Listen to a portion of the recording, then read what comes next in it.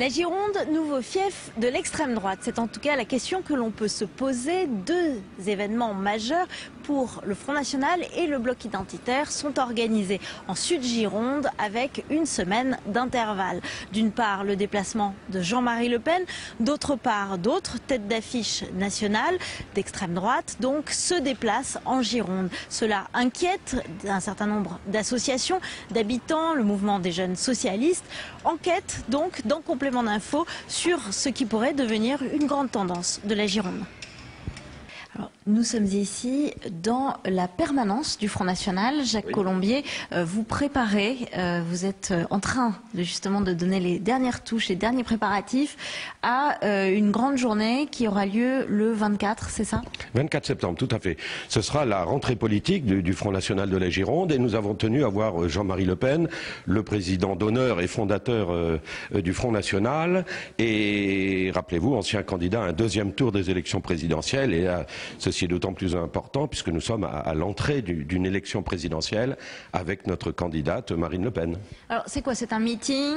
C'est un déjeuner? C'est une journée dont le point d'orgue sera les discours de Jean-Marie Le Pen après un grand déjeuner débat où déjà plusieurs centaines de personnes se sont inscrites et puis il y a un déroulement tout l'après-midi avec des stands, des animations, une grande tombola. Voilà. Avec à gagner? Avec à gagner, écoutez, un home cinéma en premier lot, vous voyez, et de nombreux lots, bien entendu, du vin, nous sommes en Gironde. Et avec ça, vous attirez combien de personnes?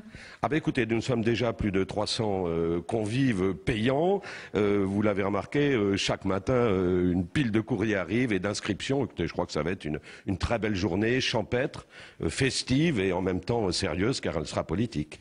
Alors, c'est une journée qui se passe une semaine après une autre journée organisée par le Bloc identitaire également en Gironde. Alors, est-ce que la Gironde est en train de devenir vraiment un haut lieu du nationalisme? Écoutez, je ne sais pas, mais ce que je constate, c'est qu'au Front National, nous avons chaque jour des adhésions de plus en plus nombreuses et de plus en plus de Français nous rejoignent, je crois parce qu'ils ont pris conscience de la gravité de la situation, de la trahison des promesses de Nicolas Sarkozy.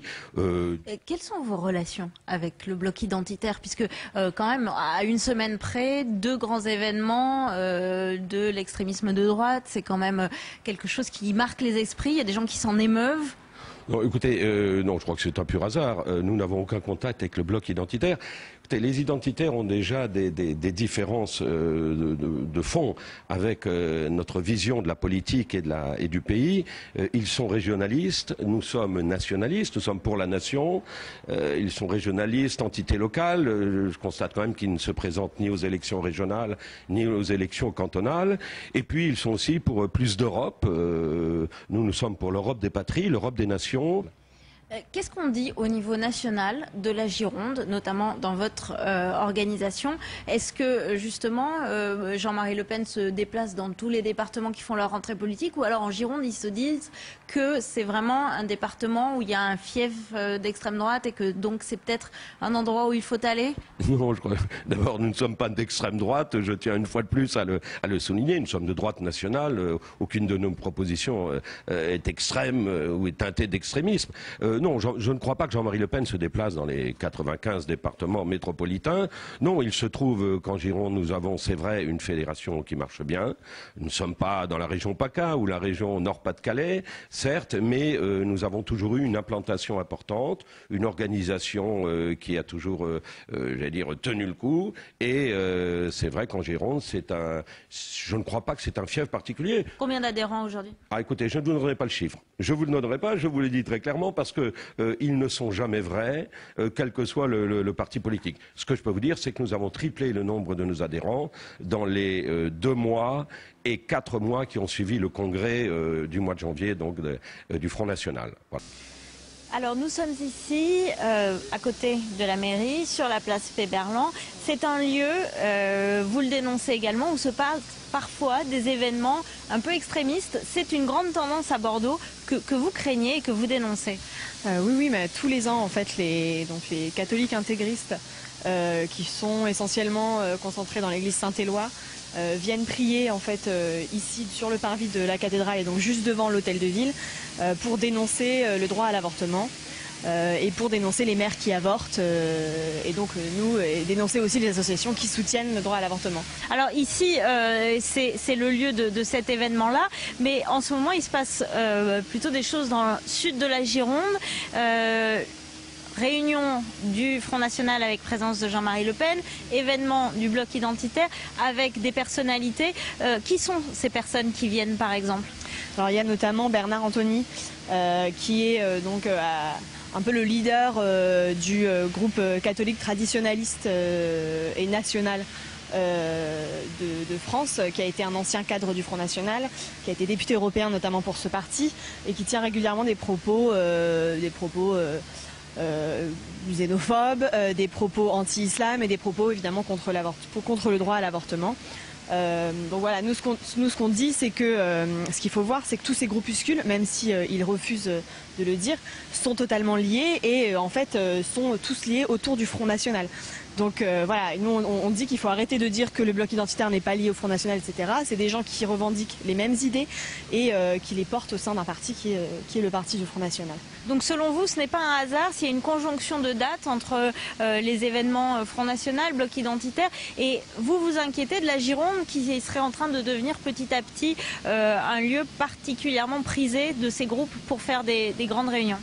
On voit bien, dans le sud Gironde, ces groupes-là profitent des peurs des gens qui vivent dans les milieux ruraux, qui se sentent parfois exclus, et donc s'appuient sur ces peurs pour propager des messages xénophobes insupportables d'intolérance face aux étrangers, d'intolérance face aux musulmans, et aussi des propos traditionnalistes de retour à l'ordre moral, etc.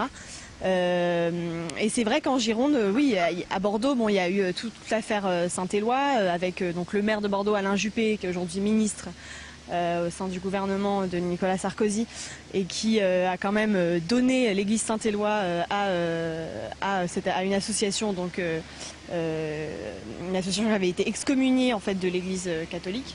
Mais qui là est en train d'être réintégrée en même temps. Donc est-ce que les choses évoluent dans un sens de l'intégration, de la normalisation d'un certain nombre de ces réunions, notamment ici en Gironde? Le Front National nous disait à l'instant qu'ils avaient beaucoup plus d'adhérents, de plus en plus d'adhérents, notamment beaucoup de gens dans les châteaux, dans le Saint-Émilionnais, des choses comme ça. Bon, après, je pense qu'ils font aussi leur propre promotion. C'est toujours bien de dire qu'on a plus d'adhérents. Mais effectivement, je pense qu'en ce moment, il y a une normalisation de ces propos, mais parce qu'il y a on peut dire une droitisation, si vous voulez, de la droite, de l'UMP, avec des ministres qui ont des propos racistes, et toute cette attitude, ça va légitimer les propos d'extrême droite, qui du coup deviennent normaux, deviennent légitimes dans la sphère publique. Et donc je pense qu'effectivement là la droite qui est actuellement au pouvoir a une responsabilité qui est énorme là-dedans. Alors pourquoi la Gironde? Parce qu'on se souvient quand même des régions PACA, de régions dans le Nord, et là c'est vrai que c'est quand même ici en Gironde que sont venus par exemple les infiltrés faire une émission caméra cachée où on voyait des extrémistes comme ça.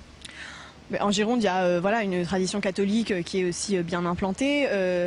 Je pense qu'après, c'est aussi les opportunités, c'est aussi l'occasion qui fait le larron, quoi. Et effectivement, quand l'église Saint-Éloi a pu accueillir ce genre de groupuscules aussi d'extrême droite, il y a aussi un effet boule de neige qui fait que les gens vont là où ils sont le mieux accueillis. Et aujourd'hui, il faut dire que Bordeaux, c'est une ville où on accueille très bien les groupuscules d'extrême droite. Merci beaucoup. Merci à vous de nous avoir suivis et je vous donne rendez-vous très vite dans Complément d'info.